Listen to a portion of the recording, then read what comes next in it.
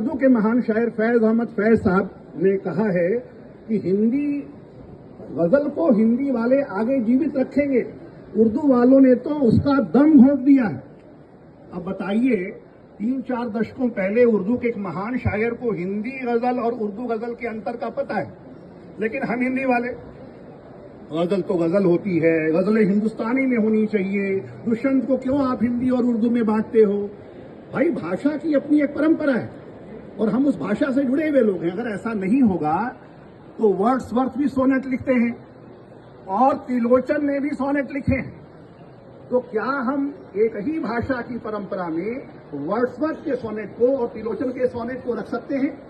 मतलब यह है कि दोनों की अपनी अपनी परंपरा है, दोनों भाषाओं की अपनी अपनी परंपरा है।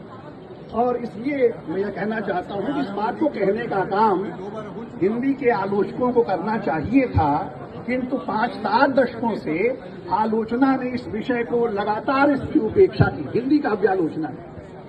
और इससे यह नुकसान हुआ कि हिंदी गजल और उर्दू गजल के बीच में जो एक स्पष्ट अंतर होना चाहिए या समझ विकसित होनी चाहिए, वो विकसित नहीं हो पाई। लेकिन धीरे धीरे एक माहौल बदला है और दीवारें अब गिर रही हैं, कहा जाए बादल अब छट रहे हैं और बहुत सारे ऐसे आलोचक हिंदी में भी आ रहे हैं।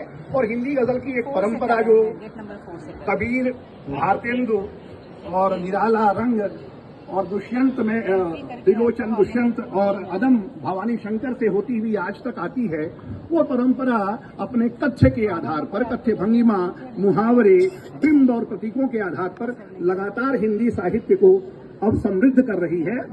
और जब कविता समृद्ध होगी तभी अच्छे आलोचक भी आएंगे। मुझे अच्छा लगता है कि इधर कुछ नए आलोचक भी इस काम को करते हुए आ रहे हैं। मैं गोरखपुर के हिंदी के युवा जनधर्मी